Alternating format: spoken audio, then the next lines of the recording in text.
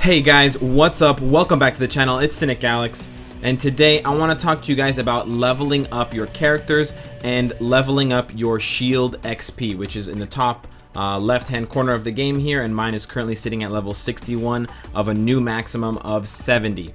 Now, before I get into the actual specifics of the video, I know a lot of people are going to be crying out already, but Cynicalex, you already made this video about 4 or 5 months ago in July, and that's right, I did. And at the time of the video, there were something called special missions, including Guardians of the Galaxy. We didn't have the level 70 new cap for S.H.I.E.L.D XP. We did not have the level 11 and level 12 Asgardian War and Danger Signal story missions. So actually a lot has changed since that video was released. I actually went back and I watched it myself a couple of days ago because it's still a very popular video, and I can see that on my side of YouTube. But I feel like some of the information in that video is outdated, so I wanted to remake it for you guys, represent it.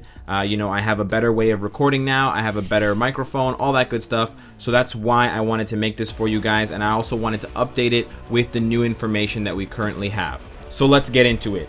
You want to level your characters up to the maximum level that the number of stars they have allows. So using this little tool here, you can see that depending on the number of stars, the level that your character can reach at the cap will differ. Of course, at 6 stars, which is where you want all your characters to be eventually, they'll be able to hit level 60. So level 60 is the place you're trying to get to as fast as you can. Now, first of all, you want to know how to get your characters up to level 60 as fast as possible. The first thing you need to know before you start jumping into missions and start playing things is about hot time. I think hot time is the most important thing because, as you can see here, when it triggers in about a minute, it will be 50% more hero XP, and that's a humongous chunk. That is not something that you want to not pay attention to or avoid, or forget to run on or during, because it will make a huge difference between your characters gaining 5 levels and gaining literally 10 levels or whatever. So you want to learn when the hot times happen for you in your time zone, and you want to commit those to memory. I mean, I'm sure you can do that. It's not that difficult, so that you can discipline yourself, if it's possible, to play and to grind your characters' levels up faster during the hot time. So that's rule number 1, is always play to get XP during hot time. The S.H.I.E.L.D XP will not be changed by hot time, so you don't need to worry about that. But hot time is also important because it reduces the energy of missions. So for all of the missions you can see here, story missions, special missions, and dimension rifts, the energy amount that is required will decrease, and that's really important. So you'll get your more XP per energy spent if you play during hot time. That's another reason why you want to do all your grinding during hot time. So for S.H.I.E.L.D XP, you won't gain more by doing it during hot time, but you will use less energy, so that is really important. The second rule that I want to impart to you guys after the observance of the hot time and when to run missions because of those is the team setup for running your missions. So ideally, in the perfect world, you would have 3 characters who you need to level up, and you would run them all at a high level mission, and even better in a special mission or a memory mission, and they could all gain XP equally. However, it's usually not the case that you have a character that's not max level but can run that max level content competently and quickly. So in the situations where you have a few maxed out characters and a bunch of characters that need to be leveled up very quickly and need to be kind of boosted, you want to go with a setup like this, where you have your main DPS, your main source of clearing ability, in the middle as the leader, and then you have your 2 XP leechers on the left and the right. A few notable characters that you probably already have on your roster, if you're not already building them up, who can be and are really good to just set and forget as your DPSer and your clearer for these stages if you're just grinding XP. Of course, Doctor Strange, Thanos, and Odin. Sharon Rogers is another great one. Loki's good, but a little bit slower because of the clones. Thor is apparently very, very fast at tier 2. Jane Foster has always been very fast. Proxima's very fast. Most of the Black Order is actually quite quick, and then a lot of speed characters are fast because they have short animations and short cooldowns, like Elsa, Silk, etc. As far as grinding levels for heroes XP, if you're trying to get to level 60 on all of your villains and superheroes, the best and the most consistent place to do it is the special missions that we have right now, and I recommend a green monster in Shanghai because it appears to be the fastest one. A couple of tips that I want to give you guys is to always, of course, play on level 6, which is level 60. As long as you have at least one level 60 character that's reasonably well geared, you should be able to clear the level. Some good times that you want to aim for is about 35 seconds on autoplay. If you can do lower than that, or if you can play manually and get even lower, that's fantastic, but that's just a ballpark. I only get about 30 to 35 seconds when I play with characters like Doctor Strange and Proxima, so you can kind of try to gauge your results based on mine and then maybe try to outdo me, because I'm really not the fastest one out there. But these special missions are the best and the first ones that you should be running for hero XP. The second ones you should be running, I think, are the epic quests. And I say I think because I couldn't actually find information on how much XP these levels give, but they're outlined and they're kind of displayed in the same way as the special missions, and they also have 6 levels, so they mirror the special missions very closely. Thank you for the Dimension Rift. So, I mean, I could be wrong on this one, guys, but I think that these memory missions and the also dimension missions, the dark dimension missions over here, will give the same amount of XP per run as the special missions do. And so those 3 mission types, the 2 epic quest mission types and the special mission quest types, if you run them at level 60 on the level 6 tier, they will give your characters, your heroes and villains, the most XP per run. And if you do them during hot time, it will have the energy reduced, so you'll be getting a lot of XP per run. So those are the runs that you should prioritize. You don't need to prioritize one over the other necessarily, but if you want to be extra safe in case my prediction about the epic quests is wrong, or my judgment, I guess, you should run the special missions first. And I say you should run the special missions first because of best condition, and best condition is the orange border that you see around certain characters. So for example, on this hero page here, Ulik has the orange glowing border, but Doctor Strange and Yondu do not. Doctor Strange and Yondu don't have them because they cannot gain bonus XP anymore because they're already level 60, as you can see here. It tells me that I can't, but for Ulik, because he can gain XP, and because I haven't played with him yet, he gains a bonus XP of 21% with XP chip bonus as well. What that means is at the reset of every day, whenever your daily reset happens, your heroes will all have their best condition reset, and then for the first, I think it's about 10 missions that they play in, they will get that bonus XP, that bonus gold. So just to be safe, you should play the special missions first in the day if you can, after the reset, to get the most out of the best condition XP bonuses. And then you should directly move on into the epic missions, as long as you have them unlocked from the Doctor Strange epic quest. And you should run the memory missions at level 60, in whichever one you want BIOS for, of course. And then run the Dark Dimension Rifts, either in the Dark Advent or the Increasing Darkness, whether you want Satana or Hellstorm bios, again at level 60.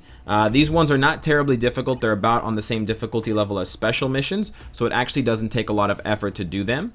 After you've done them with your team, you should move on to the daily missions and you should run those.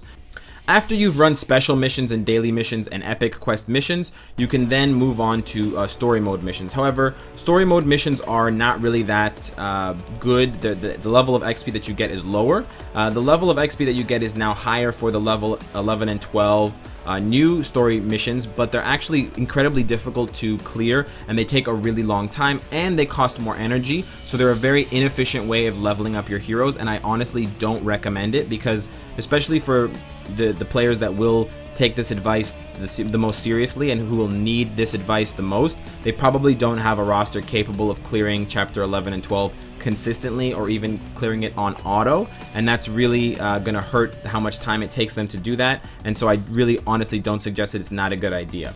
Of course, it goes without saying, guys, if you use a clear ticket on a mission, your characters will not get any XP from them. I believe the only situation in which that's true is if you have like VIP 19 or 20. So if you do and you're still in need of hero XP, I feel sorry for you.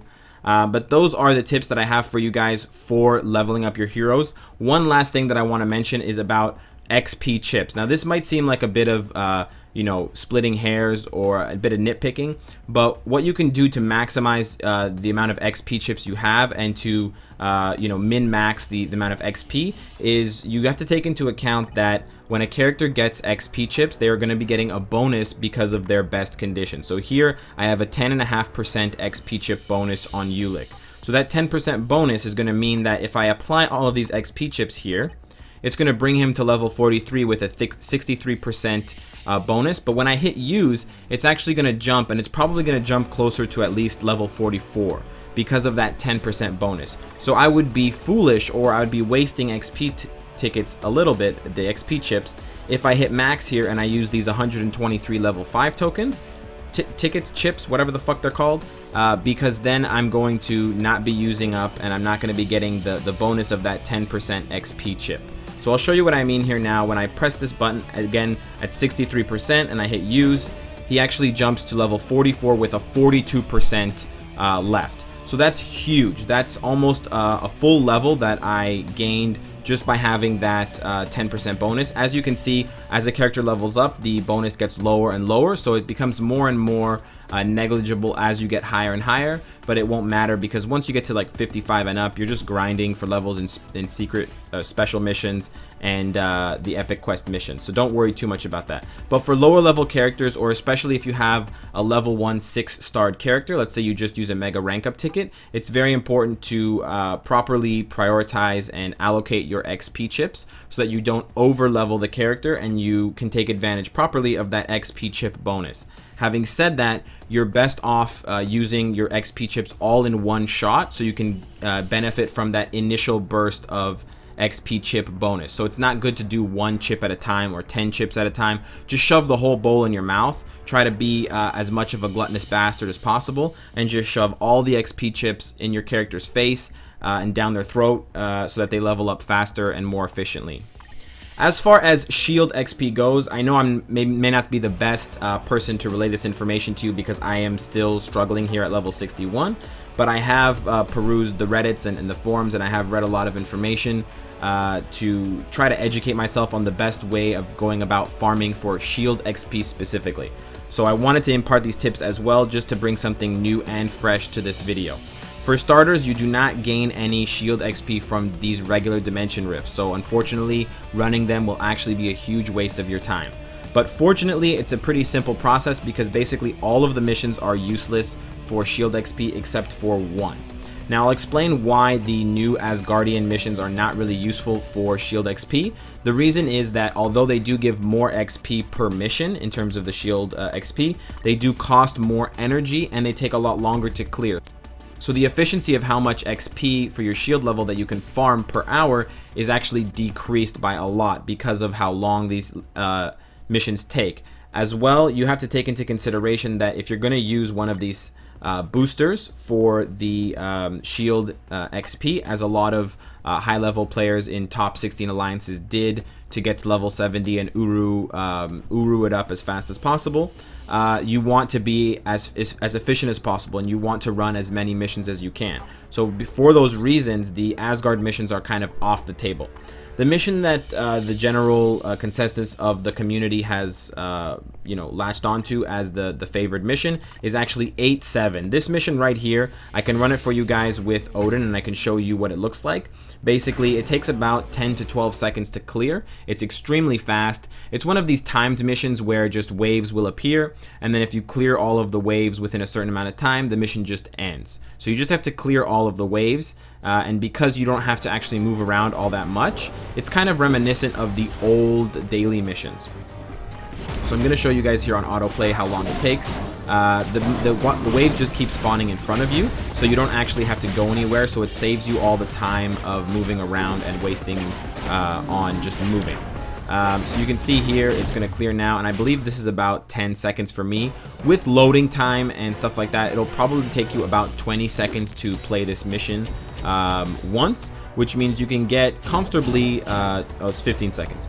So you can comfortably get, I would say, about 3 runs per minute. So 3 runs per minute, if you want to do it for the whole hour, is going to take you about 540 energy if you're playing during hot time, because that's 9 energy per minute multiplied by 60. The hot time runs for 3 hours, so if you want to bank up enough energy to blow it all on this mission to try to grind S.H.I.E.L.D. XP, you're going to need about 1,620 energy. So you have to know that ahead of time, and you have to plan out, okay, I need all of this energy saved, I need to bank all this energy because I'm going to go and blow it on a desperate situation, because I've put myself in a desperate situation because I really want to play with some Uru. But that is the optimal way to farm for shield XP. It's lower shield XP than some of the higher, more difficult missions, but because you can farm it so fast, and because you're probably going to want to take advantage of this triple shield booster, then it's better to farm the mission as fast as you can, and the less shield XP that you get is offset by the lower energy that you're using. So overall, you are gaining more XP per energy invested for your shield XP. And this is how high level players got to level 70 so quickly. They just bought a bunch of boosters, they just activated them one after another, and they just ran missions. Obviously they had to end up buying energy as well, so it is a pretty cost intensive activity, but for people who want to do it a little bit more slowly, or a little bit more at their own pace, I would recommend just running that 8-7 mission when you have extra energy. If you want to be really frisky with it, you could test and buy one triple shield XP booster, because it's only 365 crystals. It's not a lot. You can get that, you know, in just a couple of weeks of playing from the check-ins. But that's the information I wanted to impart for you guys today. That's what I wanted to let you guys know about leveling up both your characters and your shield XP, the most optimal way to do it and the best bang for your buck overall. So let me know what you guys think in the comments. Let me know if you appreciate revamped videos of old topics that have now become obsolete or have changed a lot because the meta has changed or because the look of the game has changed. It's crazy how much of the game changes in such a short time. Not even 6 months ago, the game looked totally different from what it looks like now, Doctor Strange being introduced aside. So I'm really curious what you guys think of the video. I'm really curious what you think of this revitalization in general. And of course, guys, if you like what you see, I hope to see you again tomorrow. Take care.